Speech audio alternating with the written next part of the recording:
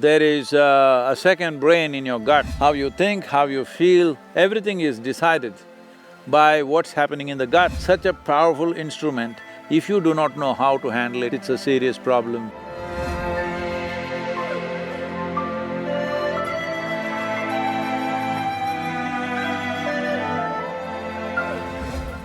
In the yogic culture, generally it is said like this, that you must always consume food which is grown in a land within the diameter or within the radius of how much a man can walk in a day. From morning to evening if you walk, you may do 15, 20, maybe 25 kilometers straight line. So 25-kilometer radius, within that you must eat. What is the logic behind this? What is the science behind this? Well, what is happening in the soil as microbiome activity and what is happening in the human gut for the same is very similar, or in a way a kind of a more evolved or enhanced manifestation of the same in the gut. After hundreds of years, now modern medicine is talking about there is a second brain in your gut, a whole lot of things about who you are.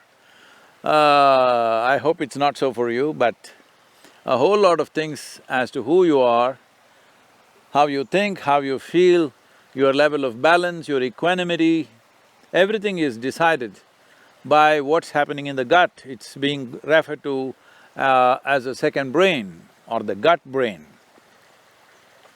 Well, it is true that the chemistry of the body is happening at various levels.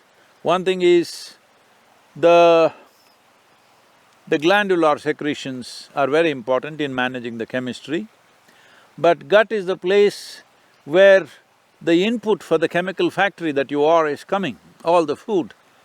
So what kind of food? If the food is coming from the land upon which you stand, then it has a certain relationship. This whole problem, the human problem is this, that just because you can prance around a little bit, you think… Some people are even saying they have come from some other planet or some other universe, they are claiming. Well, if you were made like this tree, roots sticking into the soil, you would clearly know that you came from the soil just because nature's magnanimity, it allowed you to prance around a little bit and you're getting all confused as to what is your source. So being in touch with the source, which is the soil, your evolutionary process itself has been conducted by soil, instigated by soil. The most basic aspect of evolution, from where life has evolved into more and more complex forms of life on this planet in its millions of manifestations. And today, well, we can claim at least that we are the most evolved creature on the planet. We're yet to become a being, still evolved creatures with enormous capability. This capability, unfortunately, is working against us, our intelligence.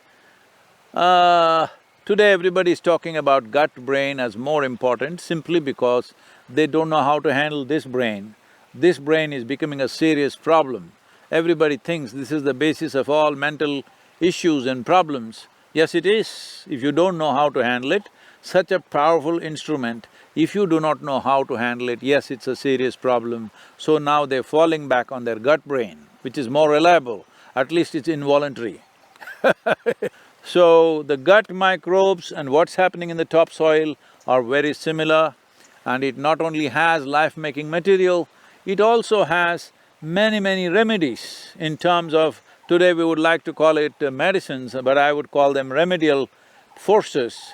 Like for example, it has been found that many studies have happened where it has been found children playing in the soil outside always have a richer gut microbiome, not because they're eating soil, simply it happens because your body and the soil are not two different things just in two different forms.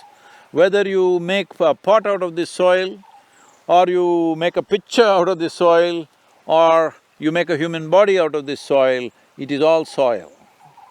So the connection and the integration either through food or being physically connected is very, very important. And modern lifestyle has completely removed us from the soil. We are living way up from the soil and well, even when we have to walk on the ground, she wears high heels which are 6 inches tall. I am not against ladies and their fashion, they can do whatever they want, but being in touch with the earth and above all with the soil is a very important part of healthy and balanced life. There is any number of things and people have always, for ages, when they want to find peace, when their mind is disturbed, they go into the jungles and the mountains and sit quietly.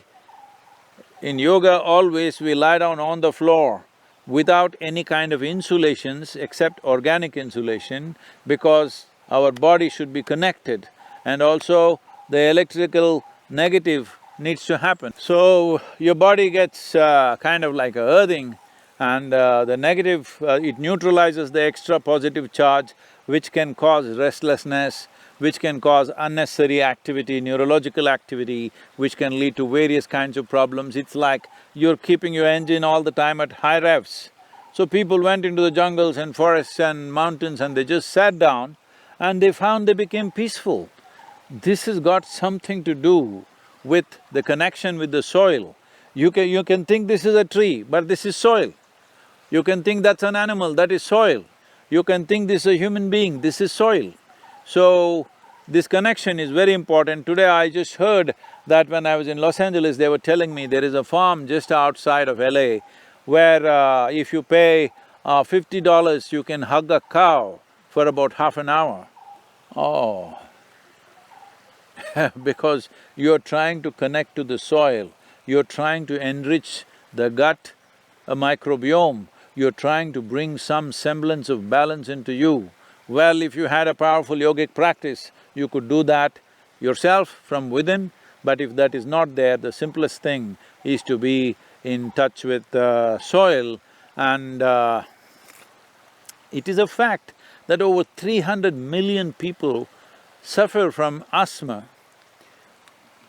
Half of the children in United States develop wheezing by the time they are 3 years of age and they are on all kinds of medications. People are allergic to all sorts of things. Well, 100 years ago, you had never heard of these allergies. Very rare few had that. Today, it's becoming like a normal thing, everybody is allergic to something. I've met people who are allergic to sunlight. I've met people who are allergic to rainwater. I've met people, of course, the peanut and groundnut allergy, everybody knows about that. It's not like they have to eat it. If you just as much as break this legume, this wonderful legume which is very nutritious that we call as groundnut, and because it grows in the ground, well, if I open it here, somebody allergic there 50 feet away, they could die. Just see the sensitivity of that. So these things have happened because we are beginning to think we came from elsewhere. Of course, there are some people supporting this in your mind, saying that there are books around saying that you're all aliens who came from elsewhere. Even if you're an alien, if you happen to be one, it's fine with me.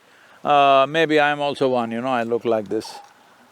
I may also be one, but we have adapted well to the life on this planet. So, our life, our body, our food and our death is with the soil. It must be understood that those who live in farms and open areas, the propensity towards allergies is way less for rural children and children who live elsewhere. Have you heard of anybody in Africa having pollen allergy or something else? Have you heard of any tribals who are living close by here? Anybody having any lactose intolerance? Such things are unheard of. This only happens in affluent societies because we think affluence means we should become hydrogen balloons. That means we must be away from the earth in every possible way, and then we start calling life-making magic, that is soil, as dirt. If this is dirt, you and me become dirt bags. Let us not be that.